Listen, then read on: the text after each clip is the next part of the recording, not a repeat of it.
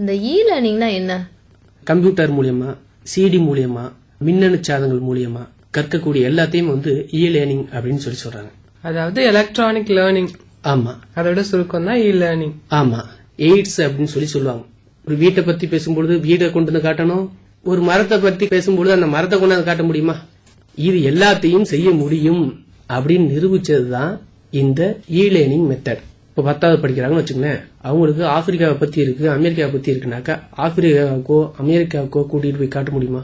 அந்த இடத்தெல்லாம் நேரடியா கொண்டு போய் காட்டக்கூடிய வகையில இருக்கக்கூடியது இந்த இ லேர்னிங் மெத்தட். இப்ப உதாரணத்துக்கு தாஜ்மஹாலை பத்தி ஒரு பாடம் நடத்துறாங்கன்னா அந்த தாஜ்மஹாலுக்கே நம்ம போகலாம். எவ்வளவு நேரத்துல? 5 நிமிஷத்துக்குள்ள தாஜ்மஹாலுடைய முன்பகுதியை பாக்குறோம், பின்பகுதியை பாக்குறோம், மேல இருந்து பாக்குறோம், எந்த டைரக்ஷன்ல நின்று பாக்கணுமோ அது எல்லாத்தையும் அப்படி பாக்குறோம். இதுக்கெல்லாம் உதவக்கூடியது இந்த இ லேர்னிங் மெத்தட்.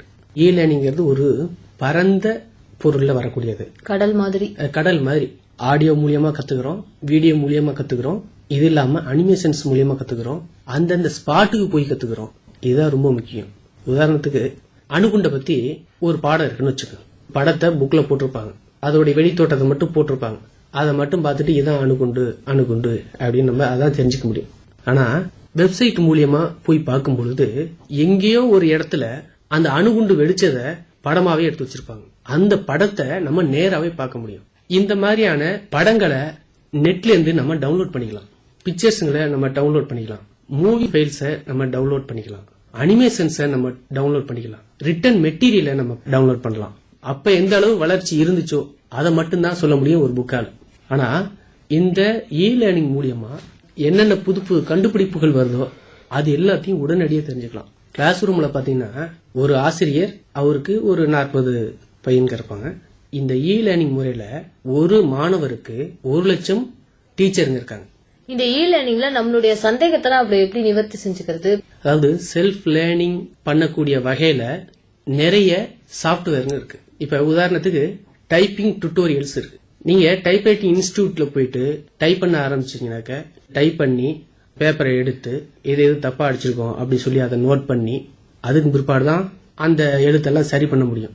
40 பேரை உட்காந்து டைப் பண்ணிட்டு இருக்காங்கன்னா ஒவ்வொருத்தருடைய பேப்பரையா ஒரு பார்த்து கரெக்ட் பண்ணணும். இதுல எவ்வளவு ஸ்பீடுங்கிறத இதுல கரெக்டா கணக்கிட முடியாது. ஆனா இப்ப இந்த டைப்பிங் டுட்டோரியல் சாப்ட்வேர் இருக்கு இல்லையா, அதுல டைப் பண்ண கத்துக்கும் பொழுது எந்த விரலை எந்த பட்டன்ல வைக்கணும் அப்படிங்கறது எல்லாமே அதே சொல்லி கொடுக்குது.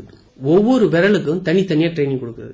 டைப் பண்ணும் பொழுது எவ்வளவு ஸ்பீட்ல நம்ம டைப் பண்றோம் அப்படிங்கறதையும் உடனே நம்மளுக்கு ரிசல்ட் காட்டுது. அதே மாதிரி எந்த எழுத்தை டைப் பண்ணும் பொழுது அதிகப்படியான தவறு செய்யறோம் அப்படிங்கறதையும் குறிச்சு காட்டி அந்த எழுத்தை திருப்பி டைப் பண்றது மாதிரி அது பிராக்டிஸ் கொடுக்குது.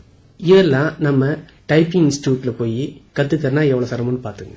இது மட்டும் கிடையாது. இப்ப வீடியோ எடிட்டிங் நீங்க கத்துக்கணும்னு வச்சுங்க, அதுக்கு 15,000 20,000 ரூபாய் செலவாகும். ஆனா இந்த இ லேர்னிங் மூலியமா 200 ரூபாய் போட்டு ஒரு சீடியை வாங்கி, ஒரு டுட்டோரியல் சீடியை வாங்கி உங்க வீட்லயே உங்க கம்ப்யூட்டர்லயே போட்டு பாத்தீங்கன்னாக்க அதே சொல்லி கொடுக்கும். ஆன்லைன் மூலியமா படிக்கும் பொழுது உங்களுக்கு ஏதாச்சும் சந்தேகம் ஏற்பட்டுச்சுன்னா உடனே நீங்க அதை டைப் பண்ணி அது சம்பந்தப்பட்ட வெப்சைட்டுக்கு நீங்க அனுப்பலாம். அப்படி அனுப்புனீங்கன்னாக்க அங்கிருந்து உங்களுடைய சந்தேகத்துக்கு பதில் கொடுப்பாங்க. நீங்க கேட்ட அந்த கேள்வியும் உங்களுக்கு தரப்படக்கூடிய அந்த பதிலும் அப்படியே வெப்சைட்ல இருக்கும். அந்த வெப்சைட்டுக்கு போகக்கூடிய எல்லாருமே அந்த சந்தேகத்தை நிவர்த்தி பண்ணிக்க முடியும். தமிழ் விர்ச்சுவல் யூனிவர்சிட்டி அப்படின்னு சொல்லி ஒரு வெப்சைட் இருக்கு.